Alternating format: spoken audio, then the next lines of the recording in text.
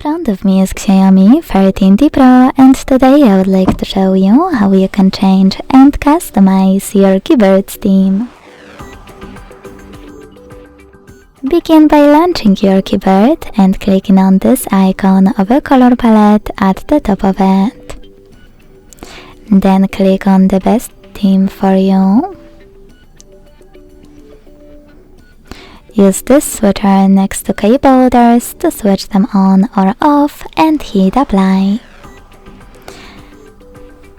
If you want to customize it instead, click on the same color palette. Use this plus under My Themes and click on the photo that you wish to apply as your new keyboard's background. Pinch it to scale, drag it to move and hit next. Adjust brightness by swiping left or right. Hit done.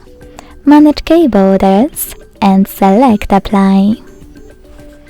Thanks so much for watching. If you enjoyed this video, leave a like, comment and subscribe. Bye!